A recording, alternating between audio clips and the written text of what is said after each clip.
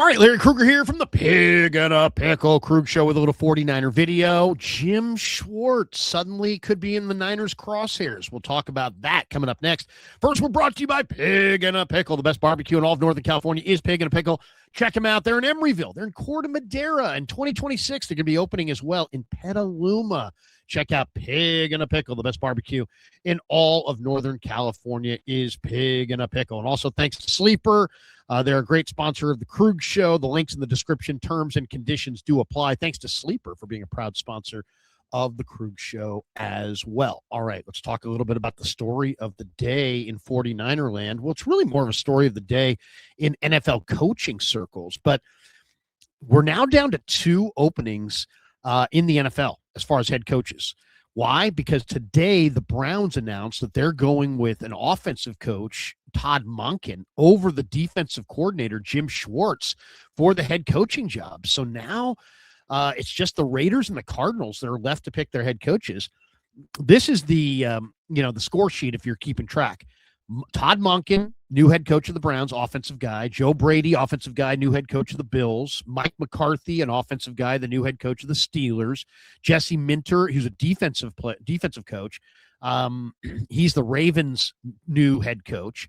John Harbaugh, who's really backgrounds in special teams, is the new head coach of the New York Giants. Kevin Stefanski, who has an offensive background, is the Atlanta Falcons head coach. The Dolphins went with Jeff Hafley, who has a defensive background. Robert Saleh to the Titans. We all know Robert Saleh is a defensive coach. So it's down to the Cardinals and the Raiders. They're the 2 remaining opening head coaching jobs. A lot of the people are guessing that the Raiders and the Cardinals are both interested in Clint Kubiak, Clay Kubiak's brother. Now, Clay has taken himself out of the running for the Raiders job and is going to stay in San Francisco.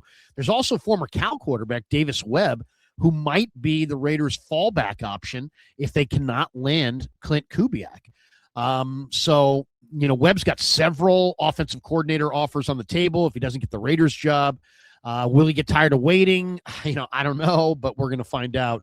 And I do think after the end of, Monday, I think, either the Cardinals or the Raiders are going to hire Clint Kubiak as their new head coach. According to Tony Pauline, our good friend, he says the Arizona Cardinals are reportedly going to have a second interview with Clint Kubiak later on this week. So the one that is of interest to the 49ers, of course, is Jim Schwartz being passed over by the Browns for Todd Monken. And there's a lot of talk that if Jim Schwartz decides to leave the Browns, that the 49ers might absolutely be at the top of his list as far as where he would want to go. And that is really interesting because Jim Schwartz is, a top-tier defensive coordinator. The Niners want to stay with their wide 9. Schwartz coaches the wide 9. So who would you rather have, Gus Bradley, Jim Schwartz, or Raheem Morris? Now, I'm fine with Gus Bradley, and I've stated that many, many times. I think people that are putting Gus Bradley down are foolish. I think Gus Bradley is a really, really good football coach, and I think he can make the adjustments. And I've talked to the players, and they've absolutely swear by his intellect. Not to mention that the Niners were 24th in defense this year. Gus Bradley ran their defense in the red zone. They were 14th in the red zone. So they were better in the red zone than they were outside the red zone. That's not always the case. It was the exact opposite a year ago. So people would claim that Robert Saleh is God, but his defense was 24th, and the part that Bradley ran was 14th. So, and then the players have told me time and time again, not one guy, like 5 or 6 guys have said, hey, man, Gus is an OG. Gus is, has shown me the way. Demo talked him up. Jair talked him up. Malik Mustafa, Darrell Luter, several of the 49ers defensive backs really had great things to say about Gus Bradley throughout the year, and it was unprompted. It wasn't like, hey, he might be up for the DC job. What do you think? It's like, hey, just tell me what do you think of Gus Bradley. So they spoke highly of him. But Jim Schwartz has a phenomenal resume. And according to Tom Pelissero, he reported today that the 49ers, among other teams, would likely have interest in Jim Schwartz if Schwartz gets passed over for the Browns job, and he did. Todd Monken got the job, and according to Pelissero of the NFL Network, he says that Schwartz was upset and at being passed over. So this was interesting. I mean, this is multiple people. Diana Rossini reported this as well. that Schwartz was visibly upset about not getting the head coaching job with the Browns, that he has already said his goodbyes in the building and told other coaches that he's not coming back. Now, this is complicated because he is the Browns defensive coordinator. They have Myles Garrett. So many of their players love Jim Schwartz. And he's under contract with the Browns. And the team is on the record as saying, according to Adam Schefter, they want him to stay. So there's going to either have to be some negotiations or a draft pick or something that goes back and forth between whatever team he goes to next if the Browns are going to play super hardball. Now, the Browns may let him out of it. We'll see. You never know. They may not want an extended battle, but it's definitely a situation to watch. Schwartz, according to all reports, expected to be named the head coach of the Browns. And this was especially thought he was going to get it after Grant Yadinsky dropped out. And then when he was informed this morning that they were going with Todd Monken, supposedly he said goodbye to a few people and angrily told others that he was done with the Browns. Now, it's an emotional moment. Will he get over the emotions? Is he trying to leverage a big money long-term extension to stay in Cleveland? I don't know. I don't know. Several of his players, including Myles Garrett, have a really strong affinity for Jim Schwartz. So, if the Browns somehow are viewed by their defensive stars as doing Schwartz wrong, that might be a real negative that would make them, part ways with him a little bit easier. He's under contract with the Browns, as I said. He can't just leave. But as one source put it, quote, if it has to get ugly, Schwartz is someone who will be perfectly fine making it ugly. So it sounds like a divorce is coming. And, a couple people said that, Schwartz told people in the building, hey, go screw yourself. You don't want me, you're going to go with, and he was really particularly miffed if they went with a younger guy. Now, Monken's been around the block. He's not really considered a younger coach, so maybe he's not quite as miffed. But, it's interesting. The Niners made Robert Saleh the highest paid defensive coordinator in NFL history. And I would imagine they're going to have to do the exact same thing for Jim Schwartz and maybe then some to get him to come to the 49ers. Now, there's other teams that would love to have Jim Schwartz. So, and then the other question is, if you're Jim Schwartz, obviously all coaches want to be head coaches. I think he's got a great opportunity here. Kyle Shanahan's offense produces points. That, as a rule, for the most part, people that have worked with the Niners in recent years have been rewarded for their association with the 49ers. So, I think the 49ers probably would be at or near the top of the list. Now, what would that mean for Johnny Holland and Chris Kasarik and the 49er defensive staff across the board? Would some of those guys try to jump to Tennessee with Robert Saleh? Would Schwartz want to retain that staff, or does he want to bring his own, D-line coach, linebacker coach, Bullock's the secondary coach? Does he want to bring his own people in? I mean, this is a world where guys often want to bring in their own guys. And so that's a big one right there. It's like, how does this thing shake out? Is there some kind of compromise along the way that allows the Niners to keep the coaches they want to keep, but maybe add Jim Schwartz as well? Now, let's just talk a little bit about the wide nine that Schwartz runs as opposed to the wide nine the Niners run, because they're the same scheme, but they're same up front, but they're different on the back end. And how tied are the 49ers to whatever their plan is on the back end? They may not be. And if they go to Schwartz, maybe they're willing to adopt Schwartz's defensive philosophy. If you look at the Browns, no team in the NFL, this is according to Kyle Posey from Niners Nation, no team ran more man-to-man coverage than the Browns did last year. No team ran man coverage at a higher rate than the Browns.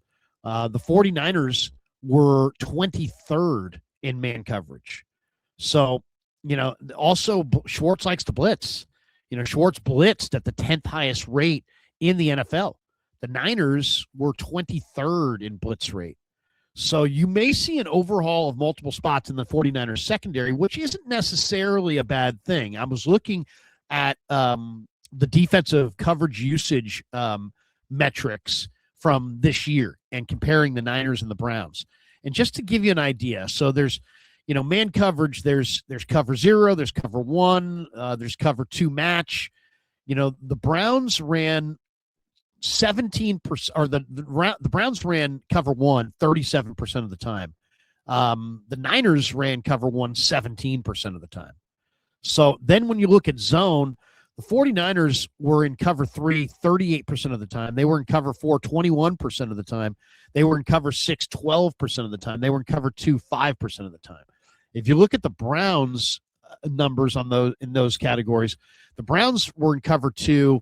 Niners were in it 5% of the time. Browns were in cover 2 17% of the time. The Niners were in cover 3 38% of the time. The Browns were in cover 3 29% of the time. The Niners used a lot more cover 4 and cover 6. The Niners were in cover 4 21% of the defensive snaps. Browns were in cover 4 only 7% of the time. And the Niners were in cover 6 12% of the time, and the Browns were in cover 6 4% of the time. So, the bottom line is if you bring in Jim Schwartz, you're probably going to commit to playing more man than zone than you have this year. You're going to be becoming more of a man-to-man team and less of a zone team. Which changes a little bit of the personnel that you're looking for at the corner, because there are some guys that are zone corner, some guys that are better playing man-to-man. I kind of think Darrell Luter, for example, who played nothing but man-to-man at South Alabama, might thrive in a switch to a coverage group that was less zone and more man. Now, there's a saying in football: if you match up, you play man, and if you don't match up, you play zone. So, did Jim Schwartz play cover 1 37% of the snaps because he has this philosophy, or did he play cover 1 nearly 40% of the snaps because of guys like Denzel Ward, who's a great cover man? Maybe because of the pressure they can dial up front with Myles Garrett and their ferocious defensive line. So, it's hard to know, right? It's hard to know if, what kind of changes would happen on the back end, but there's a lot of people that aren't excited about the Gus Bradley numbers when he was the defensive coordinator with the Raiders, with the Chargers, with the Colts, feel like he's a retread, feel like he is not as good of an option as Jim Schwartz. And I understand that. There's other people that don't like Schwartz and would rather see the Niners go with Raheem Morris, who also has a really good relationship with Kyle Shanahan. But this is definitely a story to watch. I think the prevailing wisdom was that Schwartz was going to get the Browns job, and that the 49ers would probably have to pick between Raheem Morris and Gus Bradley. The Niners also still have to interview 2 minority candidates to satisfy the Rooney Rule stipulations, which say you have to open up the job opening to minority candidates. And so they have to interview a couple minority candidates as well. And I'm sure they will, to try to satisfy those requirements and to, be as transparent and as wide open with this hire as possible. But this is a major hire, and you're not going to roll the dice on somebody that's unproven. You're going to look for somebody that fits in every way imaginable. This, in a team like the 49ers, where Kyle Shanahan is very much an offensive coach, the defensive coordinator is almost like the defensive head coach. So I think if you ask Kyle, what are you looking for? I think Kyle doesn't want to deal with defense. I don't think he wants to worry about it. I don't think he wants to go into the meetings. I don't think he wants to be bogged down with the details. He's going to be on the headsets. He wants to hear the dialogue, the play calls, and he wants to, be in tune with his team defensively. But I get the sense that he would love to, offload that on somebody who's really established. That's why the Sorensen thing made no sense, because he was a first-year guy, and Kyle didn't have that trust. He didn't have the belief because there wasn't a track record of success. Schwartz has had a track record of success. Raheem Morris, track record of success. I believe Gus Bradley also has a track record of success. These are the kinds of candidates that would allow Kyle to just focus on the offense. Now, if you go to a guy like Schwartz, he may be more of a hardliner in the springtime as far as how the Niners use their assets and free agency in the draft. He may look at the Niners and go, man, I had Myles Garrett, I had Malik Collins, I had Denzel Ward, I had this incredible defense. I don't have that in San Francisco. I got young guys. I got, some promising guys. I got Bosa and Warner coming off injuries, kind of in the twilight of their prime. He may say, hey, guys, I'll come there, but, we're devoting, 2 of the first 3 picks and, a big chunk of our free agent money to getting the pieces that I want on this defense. And that may be a deal breaker too, because the Niners have needs at tight end, wide receiver, running back, offensive line. This is this is the first time in a while they've had so many needs on the offensive side of the ball, but that's what's happening with Kittle hurt, CMC and Williams getting older. You've got foundation piece players that no longer can be leaned on so heavily. And so the 49ers are going to have to balance that offense and defense, how they use their assets in the offseason to rebuild this football team. But it's exciting. It's absolutely exciting. I'm fine with Gus Bradley. I'd be fine with Jim Schwartz. I'd be fine with Raheem Morris. I think they're all really good candidates. I didn't like the Sorensen hire. I didn't see the wisdom of it. He had no answers over the course of the year. I would love it if the Niners could get somebody. It's nice to have the best guy, right? And you always want the best guy if possible. But continuity for a team that's gone with now 5 different coordinators in 5 years, you may want to see if you could get Schwartz on a longer-term deal. This is where, if I'm Jed, I think I would, if I'm Shanahan, I would talk to Jed and be like, hey, Jed, how about we throw this guy? There's no cap on what you pay your assistant coaches. How about we throw this guy, a couple extra $1 million a year to see if we can have him for the next 3 or 4 years so we can have that continuity on defense. So we're not looking for another defensive coordinator, because here's the deal on this. It's not like it takes all their time, but you've got to go through a defensive coordinator, search. It takes some time, and you're going to do some interviews, and that's time that you're not spending watching the Senior Bowl players, the Shrine Bowl players, the Combine, and all the lead up to the draft. And the Niners need to nail the draft. So they need to pour all of their attention into these all-star circuits and into the Combine and the pre-draft and all that, and really make sure they get winners across the board. Ultimately, that's what it's going to come down to. We can talk about Schwartz and Morris. We can talk about Bradley. We can talk about Sorensen. If you don't have the players, this is pro football. If you don't have the players, you don't win. So that, to me, is more important. But this is exciting. I thought Schwartz was kind of that him and Shanahan's relationship was frosty and that it wouldn't happen for him here. But Schwartz is coaching at a very high level. And obviously he's got great players. And he's not going to bring Myles Garrett and Denzel Ward with him.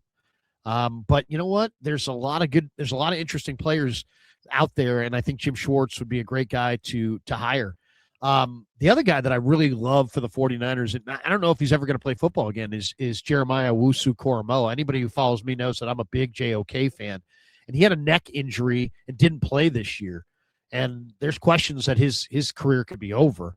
But if it isn't over, man, that is the perfect second level defender to try to get away from the Browns and give him a run here next to Fred Warner. If you could get JOK healthy and put him next to Fred Warner, your second level speed would just be off the charts. I mean, JOK runs like the wind, and if somehow Schwartz could bring him from Cleveland to the 49ers and somehow he could get over his neck injuries and be ready to roll, that could be one of the pickups of the offseason. All right, just a thought. Thanks to Pig and a Pickle for being the title sponsor of the Krug Show. We also want to thank Plank Oakland. Thank Plank Oakland. They're amazing. The 49 reports all season long have been brought to you by our friends at Plank Oakland. They've got a 50,000 square foot entertainment eatery at Jack London Square. They just opened the Hub, a brand new sports viewing space with over a 50 or 30-foot media wall. They've got 49 different beers on tap, 70 TVs. They've got bocce, bowling, gigantic beer garden. It's a really cool video games and stuff for the kids to do. Lots of great family spots. If you're looking for a place to watch the Super Bowl, plankoakland.com. Check them out, plankoakland.com. And thanks to all of you guys for supporting the Krug Show on YouTube.